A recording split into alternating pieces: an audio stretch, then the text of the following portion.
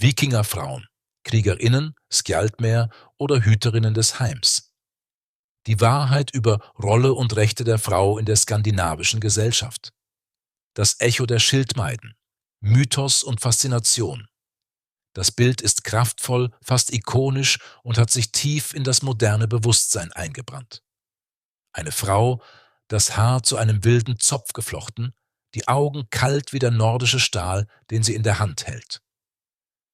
An ihrer Seite ein Rundschild, bemalt mit dem Wappen ihres Clans. Sie ist eine Kriegerin, eine Anführerin, eine Skjaldmær, eine Schildmaid. Gestalten wie Lagertha aus der populären Serie Vikings haben diese Vorstellung von der furchtlosen Wikingerkriegerin zementiert und eine ganze Generation dazu inspiriert, die Rolle der Frauen in der Wikingerzeit neu zu überdenken. Doch wenn wir den Nebel der Popkultur durchdringen und in die raue, authentische Welt des frühmittelalterlichen Skandinaviens blicken, stellt sich eine entscheidende Frage. Ist dieses Bild einer bewaffneten Frau, die gleichberechtigt neben Männern in der Schildwahl kämpft, historische Realität oder ein verführerischer Mythos? Die Wahrheit, wie so oft in der Geschichte, ist weitaus komplexer und faszinierender als jede Fiktion. Um sie zu ergründen, müssen wir eine Reise antreten, die uns von den blutgetränkten Seiten der altnordischen Sagas über die stillen Zeugnisse der Archäologie bis hin zu den nüchternen Buchstaben der Wikingergesetze führt. Die Legenden von den Schildmaiden sind nicht erst eine Erfindung des 21. Jahrhunderts. Ihre Wurzeln reichen tief in die literarische Tradition Skandinaviens zurück. Der dänische Geschichtsschreiber Saxo Grammaticus beschrieb im 12. Jahrhundert in seinem Werk Gesta Danorum, die Taten der Dänen, eine ganze Reihe von Frauen, die lieber dem Krieg als der Liebe nachgingen.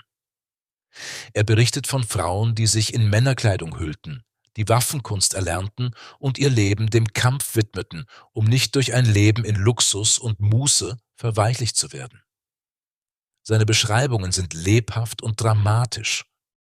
Er erzählt von der Kriegerin Alfhild, die zur Piratin wurde, oder von Heta, die zur Herrscherin von Seeland ernannt wurde und mit beeindruckender Weisheit regierte. Die berühmteste seiner Figuren ist zweifellos Lagertha, die an der Seite des legendären Ragnar Lodbrok gekämpft haben soll und deren Mut und strategisches Geschick selbst den erfahrensten Kriegern Respekt abnötigten. Auch in den isländischen Sagas, die größtenteils im 13. Jahrhundert niedergeschrieben wurden, aber von Ereignissen der Wikingerzeit, ca. 800 to 1050 n. Chr., erzählen, tauchen solche Gestalten auf.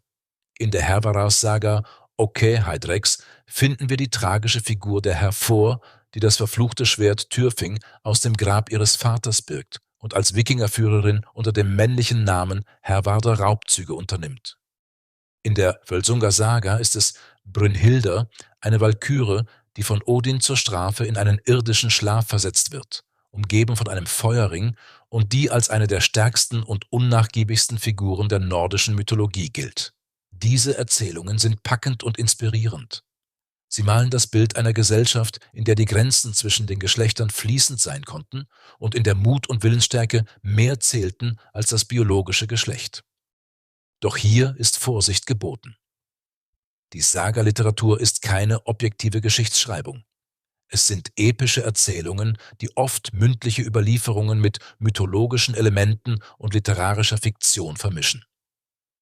Sie wurden Jahrhunderte nach der eigentlichen Wikingerzeit von christlichen Gelehrten niedergeschrieben, die möglicherweise ihre eigenen Vorstellungen und literarischen Konventionen in die alten Geschichten einfließen ließen.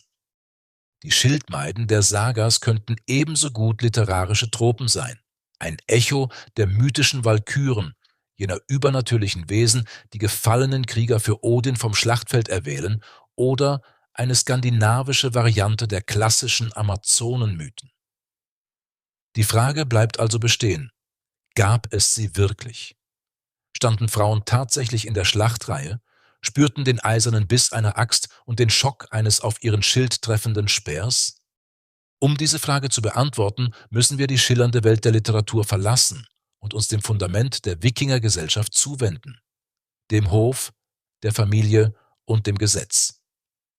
Denn die vielleicht größte Überraschung ist nicht, ob Frauen kämpften, sondern wie viel Macht und Autorität sie in ihrem alltäglichen Leben besaßen.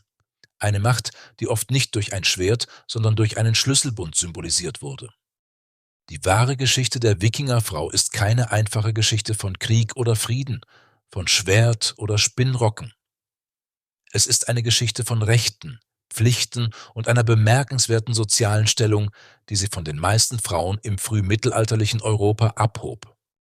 Ihre Domäne war das Langhaus, das pulsierende Herz der skandinavischen Welt, und ihre Rolle als Husfreyja, die Herrin des Hauses, war keine untergeordnete, sondern eine von fundamentaler Bedeutung für das Überleben und den Wohlstand ihrer Gemeinschaft. Bevor wir also nach weiteren Beweisen auf dem Schlachtfeld suchen, müssen wir die Frau der Wikingerzeit dort treffen, wo sie unbestreitbar herrschte. Zu Hause. Die Macht des Schlüsselbundes. Die Frau als Herrin des Hauses. Während die Sagas von blutigen Schlachten und fernen Raubzügen berichten, spielte sich das Fundament des wikingerzeitlichen Lebens an einem gänzlich anderen Ort ab. Dem Hof Gardör, dessen Zentrum das imposante Langhaus bildete. Hier, inmitten des Rauchs der Feuerstelle, dem Geruch von getrocknetem Fisch und dem Klang von webenden Gewichten, entfaltet sich die wahre, unbestreitbare Macht der skandinavischen Frau. Es war eine Macht, die seltener durch die Schneide einer Axt, sondern viel häufiger durch das Klirren eines Schlüsselbundes am Gürtel symbolisiert wurde. Dieser Schlüsselbund war weit mehr als nur ein praktisches Werkzeug. Er war das Insigne der Husfreyja, der Herrin des Hauses, und ein sichtbares Zeichen ihrer Autorität und Verantwortung. Die Vorstellung einer Hausfrau ist heute oft mit Unterordnung und einem begrenzten Wirkungskreis verbunden. Für eine Wikingerfrau war diese Rolle jedoch das genaue Gegenteil. Sie war die Managerin des Hofes, die Hüterin des Familienvermögens und die Organisatorin des sozialen Lebens. Wenn ihr Mann Monate, manchmal sogar jahrelang auf Handels- oder Raubzügen unterwegs war, eine häufige Realität in dieser mobilen Gesellschaft, lag die gesamte Verantwortung für das Überleben und den Wohlstand der Familie allein auf ihren Schultern. Sie traf die Entscheidungen über Aussaat und Ernte, verwaltete das Vieh, beaufsichtigte die Knechte, Mägde und Sklaven, Thrall, und sorgte dafür, dass die Vorratskammern, Bur, für den langen, harten skandinavischen Winter gefüllt waren.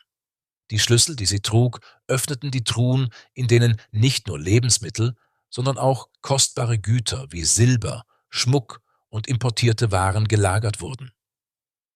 Sie kontrollierte das Kapital der Familie. Eine der wichtigsten und wirtschaftlich bedeutendsten Aufgaben der Frau war die Textilproduktion. Das Spinnen von Wolle und Flachs und das Weben von Stoffen war keine bloße häusliche Tätigkeit, sondern ein zentraler Wirtschaftszweig. Das selbstgewebte Tuch, insbesondere ein standardisierter Wollstoff namens Vatmal, diente als offizielle Währung. Man konnte damit Waren kaufen, Steuern bezahlen und Schulden begleichen. Eine Frau, die eine Meisterin dieses Handwerks war, trug also direkt und maßgeblich zum Reichtum ihrer Familie bei. Archäologische Funde von Spinnwirteln und Webgewichten in fast jedem Frauengrab unterstreichen die Allgegenwart und Bedeutung dieser Arbeit. Sie war nicht nur eine Pflicht, sondern auch eine Quelle des Stolzes und des Ansehens. Doch die Autorität der Wikingerfrau war nicht nur praktisch, sondern auch rechtlich verankert. Und hier unterscheidet sie sich dramatisch von den meisten ihrer Zeitgenossinnen im christlichen Europa. Die Gesetze, die in verschiedenen regionalen Sammlungen wie dem norwegischen Gragas oder dem Gulatingsløk überliefert sind, gewähren Frauen eine erstaunliche Autonomie. Das Recht auf Eigentum. Eine Frau trat nicht mittellos in die Ehe ein. Sie brachte eine Mitgift, Heim an Fylgja, mit, die von ihrer Familie gestellt wurde und während der gesamten Ehe ihr alleiniges Eigentum blieb. Im Falle einer Scheidung oder des Todes ihres Mannes nahm sie diese Mitgift wieder mit sich. Zusätzlich erhielt sie von ihrem Mann am Morgen nach der Hochzeitsnacht ein persönliches Geschenk, die sogenannte Morgengjöf, Morgengabe. Auch dieses Geschenk, das oft aus Land, Vieh oder wertvollen Gegenständen bestand, war ihr uneingeschränktes persönliches Eigentum. Frauen konnten zudem Land und Besitz von ihren Eltern und sogar von ihren Ehemännern erben. Dieses Recht auf Eigentum gab ihnen eine wirtschaftliche Grundlage und ein Maß an Unabhängigkeit, das im frühmittelalterlichen Europa nahezu beispiellos war. Das Recht auf Scheidung, Skilnader. Vielleicht am bemerkenswertesten war das Recht der Frau, eine Scheidung einzuleiten. Die Gründe dafür waren vielfältig und im Gesetz klar definiert. Eine Frau konnte sich von ihrem Mann scheiden lassen, wenn er sie schlug, wenn er die Familie verarmte, wenn er sie öffentlich demütigte oder wenn er sie verließ. Ein besonders interessanter Scheidungsgrund war, wenn der Mann als zu unmännlich galt, etwa indem er Kleidung mit zu weitem Halsausschnitt trug, was als Zeichen von Effemination angesehen wurde. Um die Scheidung zu vollziehen, musste die Frau vor Zeugen am Ehebett und dann an der Türschwelle des Hauses die Trennung verkünden und damit ihre Absicht öffentlich machen. Sie verließ die Ehe als freie Frau, mit ihrem Eigentum und dem Recht, erneut zu heiraten. Soziale und religiöse Rollen. Abseits von Hof und Gesetz spielten Frauen auch im spirituellen Leben eine wichtige Rolle. Insbesondere die Seherinnen und Zauberinnen, bekannt als Völva, Plural Völur, genossen enormes Ansehen. Eine Völva war eine reisende Schamanin, die in die Zukunft blicken, Magie wirken, Seidr, und die Geschicke von Menschen und Gemeinschaften beeinflussen konnte. Sie wurde mit Furcht und tiefem Respekt behandelt und stand oft außerhalb der normalen sozialen Hierarchien. Ihr Wort hatte immenses Gewicht, und selbst die mächtigsten Jarle und Könige suchten ihren Rat. Die reich ausgestatteten Gräber einiger älterer Frauen, die mit Stäben, einem Symbol der Völva, Amuletten und Beuteln mit psychoaktiven Kräutern bestattet wurden, bestätigen diese hohe Stellung. Die Wikingerfrau war also keineswegs nur eine passive Hausfrau. Sie war die Verwalterin, die Schatzmeisterin, die Produzentin und oft das unumstößliche Zentrum der Familie und der Gemeinschaft. Ihre Macht war real, gesetzlich verankert und in ihrem Alltag tief verwurzelt. Diese Erkenntnis ist entscheidend, denn sie verändert den Kontext unserer ursprünglichen Frage. Anstatt zu fragen, ob Frauen stattdessen Kriegerinnen waren, sollten wir vielleicht fragen: Gab es neben dieser immensen häuslichen und sozialen Macht auch Platz für die Frau auf dem Schlachtfeld? Die Antwort darauf könnte in einem der spektakulärsten archäologischen Funde der letzten Jahrzehnte liegen.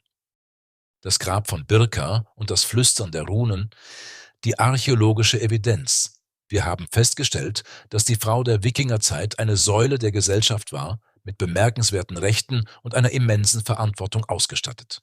Ihre Macht im häuslichen und wirtschaftlichen Bereich ist unbestreitbar. Doch die Frage nach der Kriegerin, der Skjaldmær, bleibt hartnäckig im Raum stehen. War die Trennung zwischen der Sphäre der Frau, dem Hof, und der des Mannes, dem Krieg und der Ferne, absolut? Oder gab es Frauen, die diese Grenze überschritten? Fast ein Jahrhundert lang schien die Antwort der Archäologie ein klares Nein zu sein. Doch dann offenbarte ein Grab, das längst als Paradebeispiel für einen männlichen Wikingeranführer galt. Ein Geheimnis, das unser Verständnis für immer verändern sollte. Der Schauplatz ist Birka, eine der bedeutendsten Handelsstädte der Wikingerzeit auf der Insel Björkö im heutigen Schweden. Im späten 19. Jahrhundert legte der Archäologe Hjalmar Stolpe hier über 1000 Gräber frei. Eines davon, bekannt als BJ 581, stach besonders hervor. Es war ein Kammergrab, reich und prächtig ausgestattet, das offensichtlich einer Person von höchstem Rang gehörte.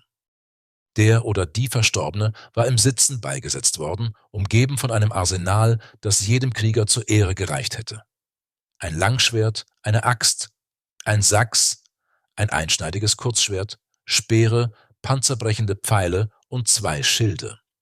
Zu Füßen der Person lagen die Skelette von 2 Pferden, einer Stute und einem Hengst, die bereit schienen, ihren Herrn oder ihre Herrin nach Walhall zu tragen. Doch das war nicht alles.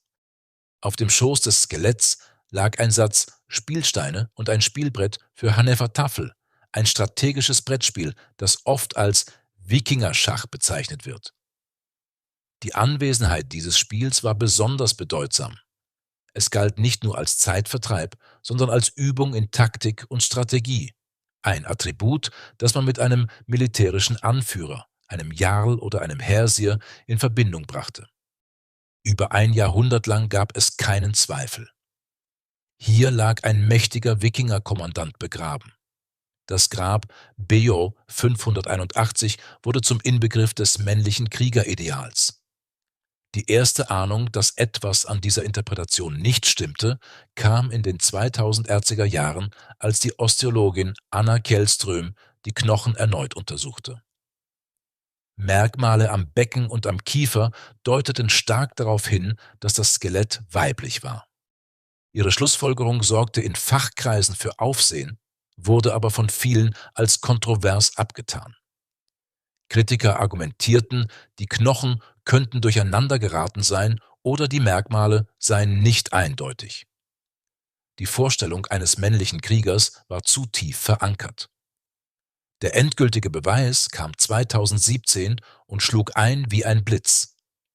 Ein internationales Forscherteam unter der Leitung von Charlotte Hedenstierna Jönsson von der Universität Stockholm entnahm dem Skelett DNA-Proben. Das Ergebnis der Genomanalyse war unmissverständlich und ließ keinen Raum für Zweifel. Das Skelett besaß 2 X-Chromosomen. Der hochrangige Krieger, der Stratege, der Anführer aus dem Grab BJ 581 war eine Frau. Diese Entdeckung war eine Sensation. Sie zwang die Geschichtswissenschaft, ihre eigenen Annahmen zu hinterfragen. Bedeutet dieser Fund nun, dass die Sagas von Lagertha und Hervor wortwörtlich zu nehmen sind und die Schlachtfelder der Wikingerzeit von Frauen bevölkert waren? Wahrscheinlich nicht. Ein einzelnes Grab, so spektakulär es auch sein mag, kann nicht als Beweis für eine allgemeine Regel dienen. Aber es beweist etwas ungemein Wichtiges. Es beweist, dass es für eine Frau möglich war, die höchste militärische Position zu erreichen und mit allen Ehren bestattet zu werden, die einem männlichen Anführer zustanden. Die Kriegerin von Birka war keine Fiktion. Sie war eine reale Person aus Fleisch und Blut. Sie war die Ausnahme, nicht die Regel, aber ihre Existenz allein reißt die starren Grenzen zwischen den Geschlechterrollen ein, die wir der Vergangenheit oft überstülpen. Das Grab von Birka ist das stärkste, aber nicht das einzige Indiz. In ganz Skandinavien und in den Wikingersiedlungen im Ausland wurden Frauengräber gefunden, die Waffen enthielten. Meist handelt es sich um einzelne Äxte, Speere oder Schilde. Die Interpretation dieser Funde ist schwierig. Eine Axt war auch ein alltägliches Werkzeug auf dem Hof. Ein Speer konnte zur Jagd oder zur Selbstverteidigung gedient haben. Es ist möglich, dass diese Waffen symbolische Beigaben waren, die den Status der Familie repräsentierten oder der Verstorbenen Schutz im Jenseits bieten sollten. Aber im Lichte des Birka-Fundes müssen auch diese Gräber neu bewertet werden. Könnten einige dieser Frauen ebenfalls Kämpferinnen gewesen sein, wenn auch von niedrigerem Rang? Darüber hinaus gibt es flüchtige Hinweise aus anderen Quellen. Runensteine, die von Frauen für ihre männlichen Verwandten errichtet wurden, zeigen sie als Hüterinnen des Familienerbes und der Ehre. Bildliche Darstellungen auf dem Osebergteppich oder auf kleinen Silberfiguren scheinen bewaffnete Frauen zu zeigen, die möglicherweise Walküren, aber vielleicht auch irdische Kriegerinnen darstellen. In den isländischen Sagas, auch wenn sie literarisch sind, finden wir die Figur der Freydís Eiríksdóttir, der Tochter Eriks des Roten. In der Grönland-Saga wird beschrieben, wie sie, hochschwanger und barfuß im Schnee, während eines Angriffs der Ureinwohner in Vinland, Nordamerika, ein Schwert von einem gefallenen Krieger aufnimmt und die Angreifer allein durch ihre wilde Entschlossenheit in die Flucht schlägt. Sie ist keine Skjald mehr im klassischen Sinne, aber sie verkörpert eine Furchtlosigkeit, die zeigt, dass Frauen in Extremsituationen durchaus zu den Waffen greifen konnten und dies als ehrenhaft angesehen wurde. Die archäologischen und literarischen Puzzleteile fügen sich langsam zu einem neuen Bild zusammen. Es zeigt uns, dass die Welt der Wikingerfrauen nicht auf den Hof beschränkt war. Sie waren Entdeckerinnen, die mit den ersten Siedlern nach Island, Grönland und Amerika reisten. Sie konnten Händlerinnen sein, die eigene Geschäfte führten. Sie waren Dichterinnen, Skalkona und Hüterinnen der mündlichen Überlieferung. Und ja, in seltenen, außergewöhnlichen Fällen konnten sie auch Kriegerinnen und Anführerinnen sein. Zwischen Schlüssel und Schwert, das wahre Vermächtnis der Wikingerfrau. Wir begannen unsere Untersuchung mit dem glamourösen, von der Popkultur geprägten Bild der unbesiegbaren Schildmaid, einer Figur, die ebenso sehr dem modernen Wunsch nach starken weiblichen Vorbildern wie der historischen Überlieferung entsprungen schien. Wir reisten zurück zu den Quellen dieser Legenden, den isländischen Sagas und den Chroniken von Gelehrten wie Saxo Grammaticus und erkannten sie als das, was sie sind: faszinierende, aber literarisch überformte Epen, die Mythos und Realität kunstvoll miteinander verweben. Von dort wandten wir uns ab vom Lärm der Schlacht und betraten die rauchgeschwängerte, geschäftige Welt des Langhauses. Hier trafen wir die Husfreyja, die Herrin des Hauses, deren Macht, symbolisiert durch den Schlüsselbund an ihrem Gürtel, in Gesetzen verankert war, die ihr Eigentum, Autonomie und sogar das Recht auf Scheidung zusicherten. Sie war die unbestrittene Verwalterin des Hofes, die Hüterin des Familienvermögens und das wirtschaftliche Rückgrat der Gesellschaft. Und gerade als dieses Bild der mächtigen, aber häuslichen Frau sich zu verfestigen schien, führte uns die moderne Wissenschaft in ein 1000 Jahre altes Grab in Birka und enthüllte die sterblichen Überreste einer Frau, die mit dem vollen Pomp einer militärischen Anführerin bestattet worden war. Was also ist die endgültige Antwort auf unsere Frage? Waren die Frauen der Wikingerzeit nun Kriegerinnen oder Haushälterinnen? Die historische Wahrheit entzieht sich einer so einfachen Entweder-oder-Kategorisierung. Die Antwort lautet: Sie waren beides und doch so viel mehr. Die überwältigende Mehrheit der Frauen in der Wikingergesellschaft waren zweifellos die Hüterinnen und Herrinnen des Heims. Ihre Domäne war der Hof und ihre Arbeit war für das Überleben und den Erfolg der Wikingergesellschaft von fundamentaler, nicht zu unterschätzender Bedeutung. Ihre Rolle als Hausfrau darf niemals mit der modernen Vorstellung von Unterordnung oder Passivität verwechselt werden. Sie war eine Position von immenser Autorität und wirtschaftlicher Macht. Der Wohlstand, der durch Raubzüge und Handel nach Skandinavien floss, wäre ohne das stabile, produktive Fundament, das diese Frauen zu Hause schufen und verwalteten, wertlos gewesen. Das Klirren der Webgewichte und das Rauschen des Spinnrads waren der Soundtrack des wirtschaftlichen Erfolgs der Wikingerzeit, ebenso wie das Rauschen der Segel und das Aufeinandertreffen von Stahl. Doch die Grenzen waren nicht unüberwindbar. Die Existenz der Kriegerin von Birka beweist, dass die Sphäre des Krieges nicht ausschließlich Männern vorbehalten war.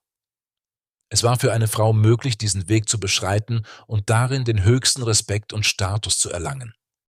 Solche Frauen waren mit Sicherheit extreme Ausnahmen. Es gab keine weiblichen Armeen und die Schildwall war kein Ort, an dem man regelmäßig Frauen antreffen würde. Aber diese Ausnahmen sind von entscheidender Bedeutung. Sie zeigen, dass die Wikingergesellschaft, zumindest in bestimmten Kontexten, pragmatisch genug war, um Talent und Fähigkeit über das Geschlecht zu stellen. Eine Frau, die den Willen, die Kraft und das strategische Geschick besaß, sich in einer Männerdomäne zu beweisen, konnte offenbar akzeptiert und geehrt werden. Wie also entstand der so wirkmächtige Mythos der Schildmaid, wenn sie in der Realität eine so seltene Erscheinung war? Die Legende speist sich wahrscheinlich aus mehreren Quellen, die zu einem einzigen kraftvollen Bild verschmolzen. Die Realität der Ausnahme, die Taten der wenigen, aber realen Kriegerinnen wie der Frau aus Birka wurden über Generationen mündlich weitererzählt, ausgeschmückt und verallgemeinert, bis aus der Ausnahme eine gefühlte Regel wurde. Der Einfluss der Mythologie. Die Vorstellung von übernatürlichen weiblichen Kriegergestalten, wie den Walküren, die im Auftrag Odins auf den Schlachtfeldern schwebten, prägte das Weltbild zutiefst. Es war nur ein kleiner Schritt, diese himmlischen Kriegerinnen in irdische Heldinnen der Sagas zu verwandeln. Die Stärke aller Frauen, die alltägliche Realität der Wikingerfrau, ihre Unabhängigkeit, ihre Autorität, ihre Widerstandsfähigkeit und die Notwendigkeit, in Abwesenheit der Männer den Hof mit allen Mitteln zu verteidigen, machte die Vorstellung von ihr als Kämpferin glaubwürdig und nachvollziehbar. Literarische Freiheit. Die Sagaschreiber des Hochmittelalters waren nicht nur Chronisten, sondern auch Künstler. Sie schufen komplexe Charaktere und nutzten die Figur der Schildmaid, um Themen wie Ehre, Schicksal und die Auflehnung gegen gesellschaftliche Normen zu verhandeln. Das wahre Vermächtnis der Wikingerfrau sollte daher nicht allein an der Frage gemessen werden, ob sie ein Schwert führte. Ihre wahre, fast revolutionäre Stärke lag in ihrer beispiellosen Handlungsfähigkeit, Agency. Sie war eine juristische Person mit Rechten, die sie aktiv nutzen konnte.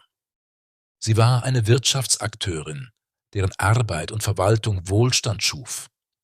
Sie war eine soziale Gestalterin, die über die Zukunft ihrer Kinder und das Ansehen ihrer Familie wachte. Sie war eine Kolonistin, die die Strapazen der Besiedlung neuer Länder wie Island auf sich nahm. Sie war eine Hüterin der Kultur und in Gestalt der Völva eine spirituelle Führerin, deren Macht selbst Könige fürchteten. Das endgültige Bild der Wikingerfrau ist kein einzelnes Porträt, sondern ein Mosaik. Es zeigt uns eine Frau, die ebenso selbstverständlich einen Webstuhl bediente, wie sie Verträge aushandelte. Eine Frau, die Kinder großzog und gleichzeitig einen ganzen landwirtschaftlichen Betrieb leitete. Eine Frau, deren Hände ebenso vertraut mit Heilkräutern wie mit den Waagschalen eines Händlers waren. Und in seltenen, unvergesslichen Fällen zeigt es uns eine Frau, deren Hand einen Schild umklammerte und deren Stimme Befehle über das Schlachtfeld rief. Die Stärke der Wikingerfrau lag in ihrer Vielseitigkeit. Ihr Erbe ist nicht nur das der mythischen Kriegerin, sondern das der pragmatischen Managerin, der gesetzlich geschützten Bürgerin und der unnachgiebigen Pionierin. Ihre Geschichte ist die eines Lebens zwischen Schlüssel und Schwert, und beide Symbole stehen gleichberechtigt für die außergewöhnliche Macht und den unzerbrechlichen Geist der Frauen des Nordens.